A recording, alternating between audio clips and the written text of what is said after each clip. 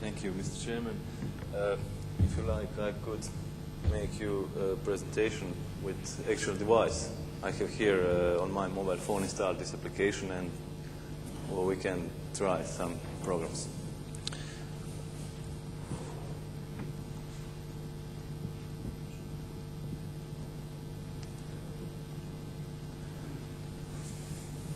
I am Damir Krstinic from University of Split, and I will talk about our development of services for Java-enabled mobile devices like GSM phones, handhelds, and similar devices. This is continuous work from our development of web-based services, primarily designed for students of our university. And we have developed a set of services solving some scientific problems that students are learning about. And now we are porting some of these services to GSM devices with Java. Our intention is to provide mobile users, scientists and engineers who are working in the field conditions with the computational power they need for their experiments to avoid process of making measurements and then going to laboratory, performing calculations, and possibly going back, taking measurements again, and going back to laboratory, because this process could have many iterations and could slow down the process of some development. We are doing so by providing interface for their GSM mobile devices, like GSM phones or handhelds and similar devices, and provide them with the computational power of strong servers, which can be accessed through that device. By developing client for Java-enabled devices, lots of handheld consumer electronics devices now support Java. So we are providing interface for a wide variety of devices. All tools we are using are free of charge and are under general public license. On the client side, no special software is needed. Only our client, and of course, you got to have a device which is properly configured for access to the GPRS connection to the internet. And on the server side, we are using Linux servers with Apache Web Server and Java servlet container. And some additional tools we are using, we are for computational part of the program. We are using Octave. Octave is a free MATLAB clone. It is highly compatible with MATLAB, and gsmplot is used for creation of images. Now I will say a few words about applications. First application is GSM Lab. GSM Lab is named after MATLAB, and it practically brings MATLAB programming language functionality to your mobile phone or handheld. We are not working with MATLAB because of copyright reasons. We are working with Octave, which is under general public license, and Octave is a high-level language. I think everybody knows what is MATLAB and what is it used for. So Octave is basically the same thing, just a free tool. This is a tool for a wide range of problems. Basically everything you need, any computational problem you have, you can solve with Octave, and you can solve that right on your mobile phone, wherever you are, because all of computation is done on server side. So you are not limited with computational power of your device. On the server side, anything could be, including parallel computers, multiprocessor systems. This program has also has a possibility of graphical representation of numeric results. Slight drawback could be considered need for user to know Octave syntax, MATLAB syntax. But MATLAB is de facto standard for scientific and engineering calculations. So by providing user with this tool, we are providing them with possibility to solve any problem he can encounter in field conditions. I'll give you a few examples. This is the simplest MATLAB program.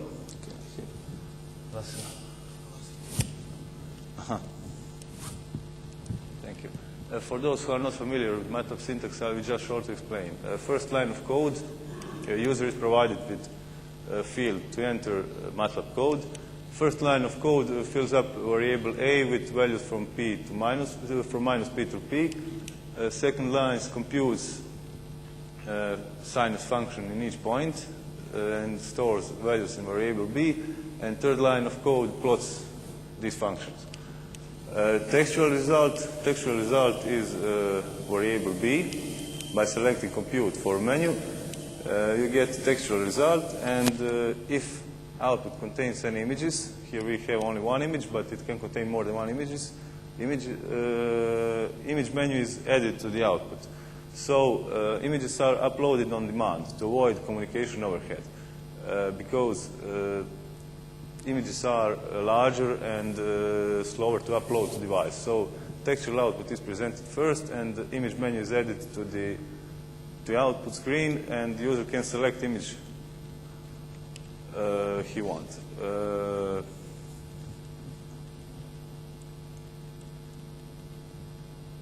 Same example on a device with a big screen. Here output is much more readable. You have more than one value in a line.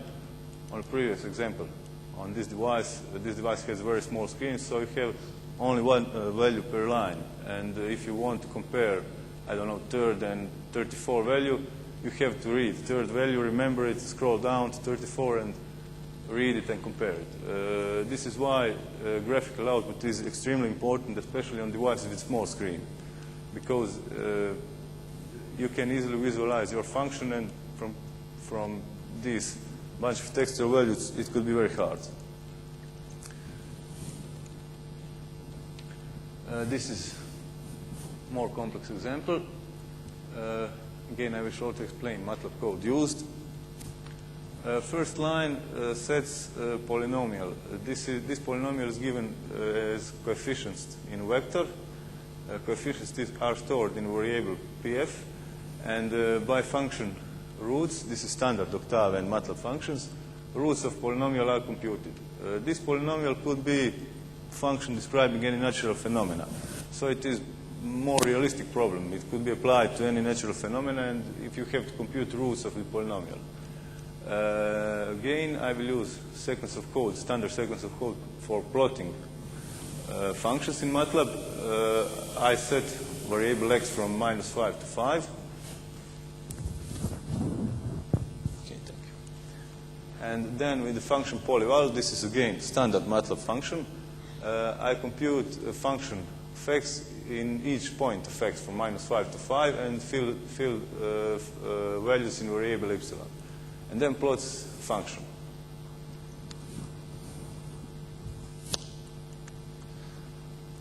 As I said, this could be a function describing any natural phenomena, and here is the output, our roots on a given interval, and graphical output, images of those functions. So this is how this program can be used to solve some real problem. Our next program is gsmplot. gsmplot is basically a sub-program of GSMLab. User input is parsed, and code for GSMLab is generated to plot function. But this is a completely different approach, because with GSMLab you have a tool which can be used for solving any numerical problem, but it requires some knowledge of user. User must know Octave syntax and must have some basic programming knowledge. Here you have well-defined input values. User just have to enter the function, maybe set the ranges of interval in which he wants to plot the function, and starts computations, and the output is graphical. User will get a picture of this function. So this is different approach. This program is designed for users who do not need and do not know how to use advances of fully functional programming language. This is for users and this who don't have any deeper knowledge of tools used.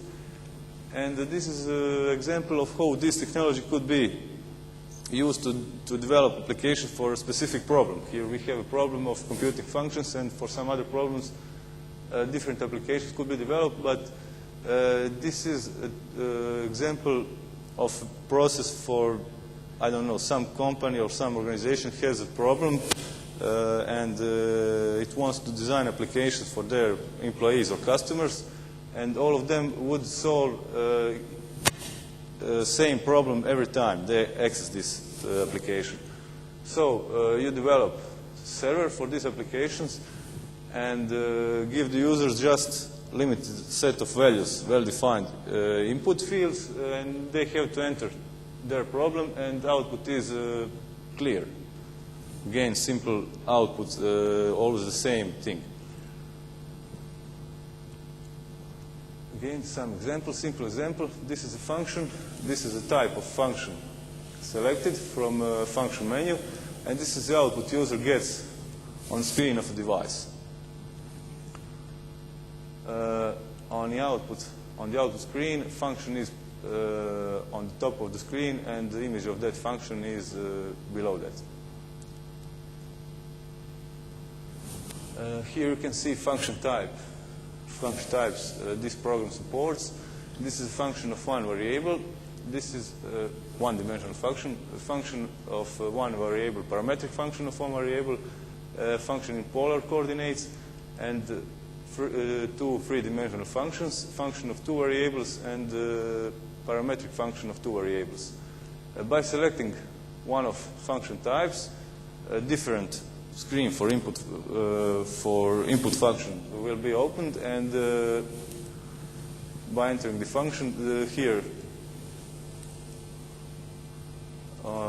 this screen is not shown because of limited space on the screen. By selecting function type, user gets function input screen, and by starting computation, this is the output. Colors, devices with color display are detected, and if device support colors, function is plotted in colors. This could be helpful for function in 3 dimensions like this to gain a perspective, to visualize that function. Same example on a device with monochrome display. Here you can see that it is not so good image like this one. Here, one side is plotted in red, another in green, and you can gain a perspective and visualize that picture.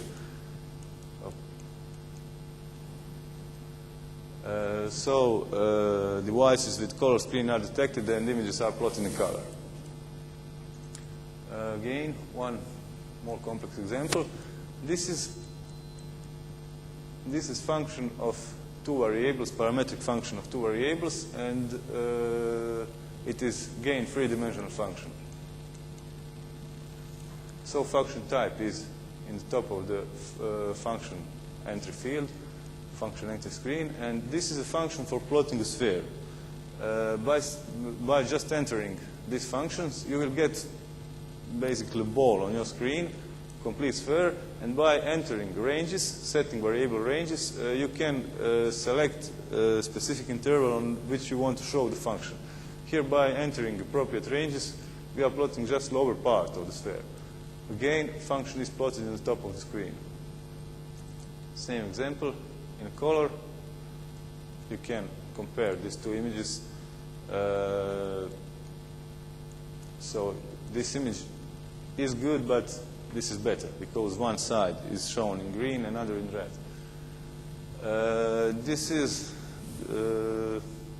Here we have additional space for improving these applications. We are detecting devices with color screen and adjusting output to them. We are plotting images in color for devices with color screen. But as you can see, not whole screen is used on this image. And here you have to scroll down to see the whole image. So we are plotting all images in one size. Space for improvement is in detection of properties of the device. Here I'm talking about properties of a display of device, and adjusting output to exact device.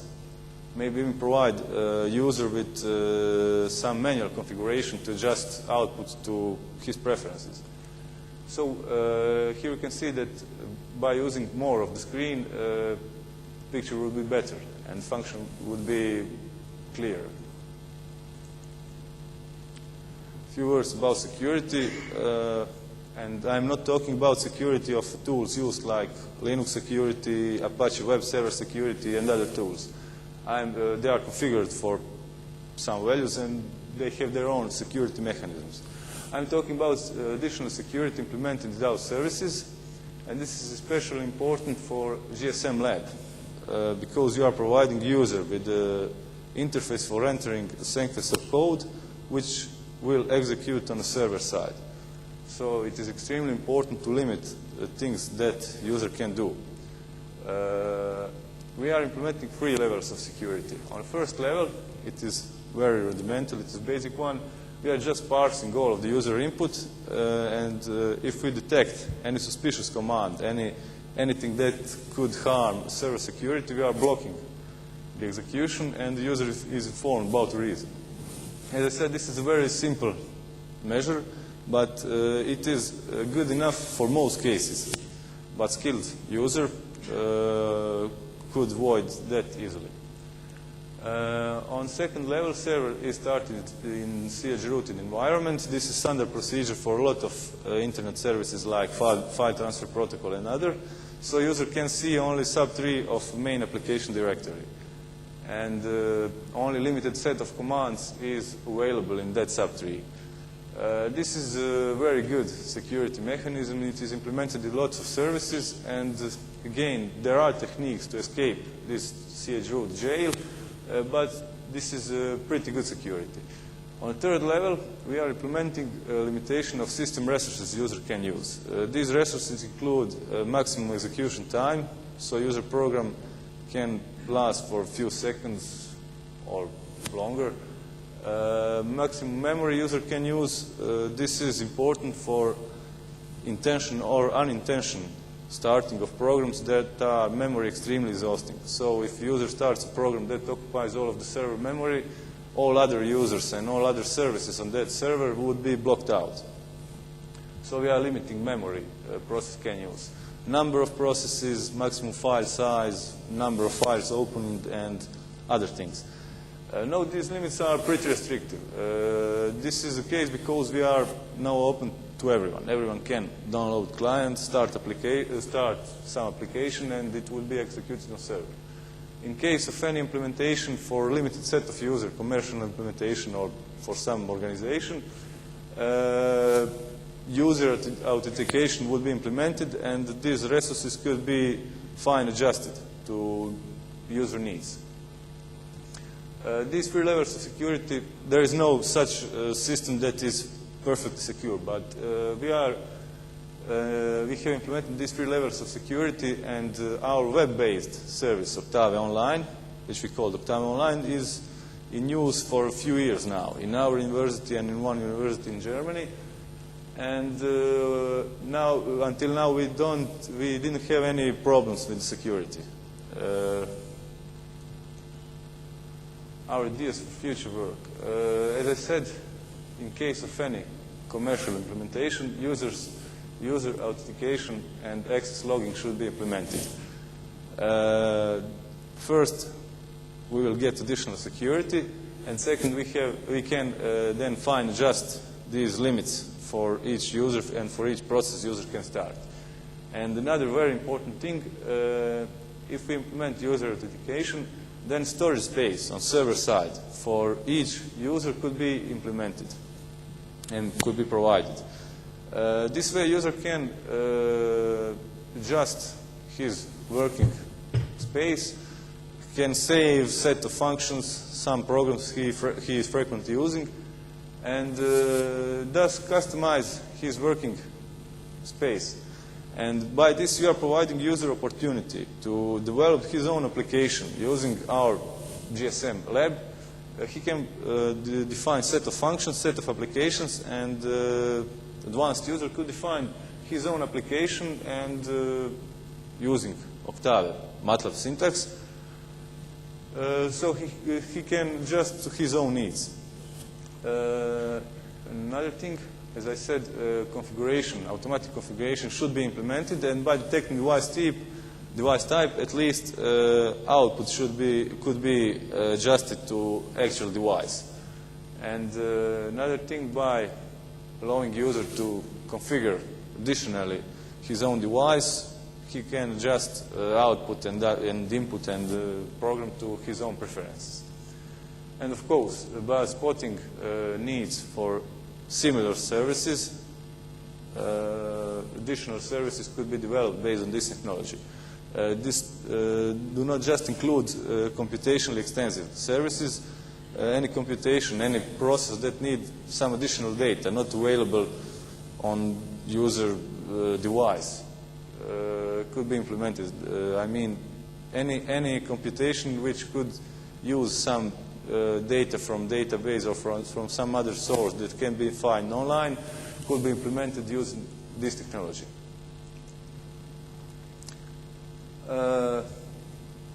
You can download client. It is no active, and you can access this address and install client on your GSM device, mobile device.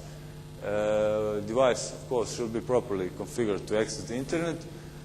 And you can start using program right now. Help is not yet implemented, but we are planning to implement help and to provide a web page with instructions.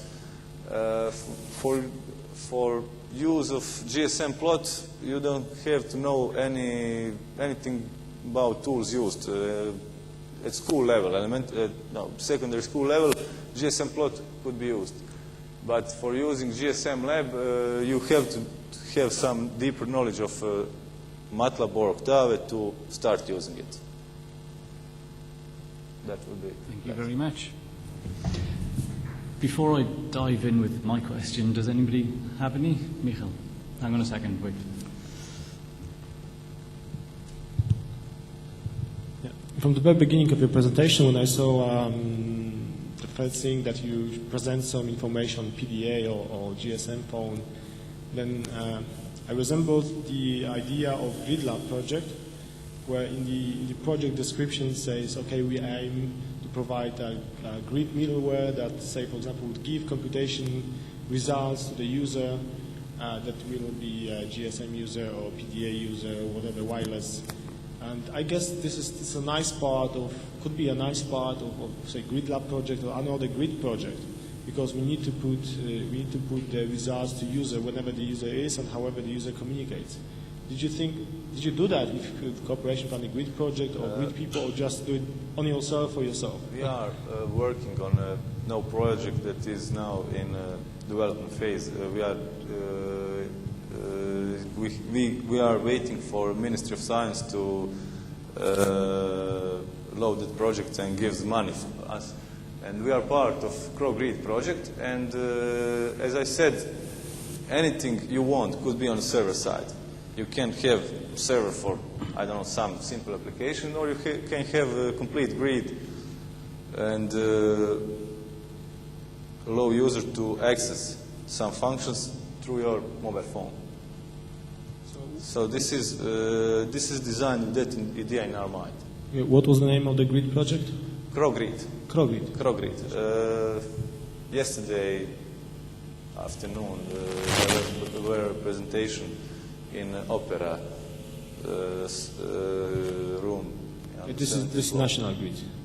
It's a national initiative. Yes, this is a national project. Thank you. Any more questions? I'm curious, do you have, is this really in development at the moment, or do you have real users working out in the field? We have developed previously web-based service, and we gave those services to everyone, and even we have contacted the author of Octave, and they all try that, and now for more than 3 years this service is in use in our university, some other universities, and it is working very well. We have a lot of users. This service is not widely used. I gave client for, I don't know, 5 or 6 people. They are experimenting a little, but we don't have users that extensively. So this is in the development phase, but on the server side, we have application that is online for a few years, and minor changes are done on the server side. And the client is very simple. Basically, we just pack all of the user input, send it to the server, and wait for response. I think it shows that we're seeing a lot of growth in the access and mobility areas, and accessing huge computing resources is the area that we're seeing these sorts of products come into, and I think that is very useful. Thank you very much.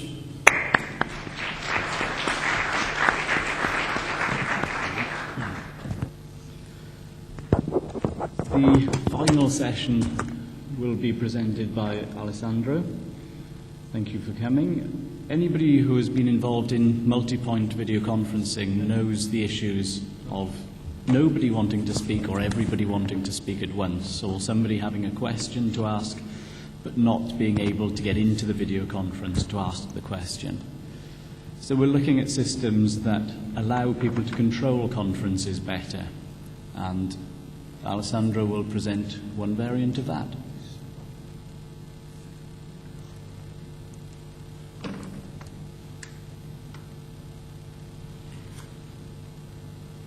Looks fine.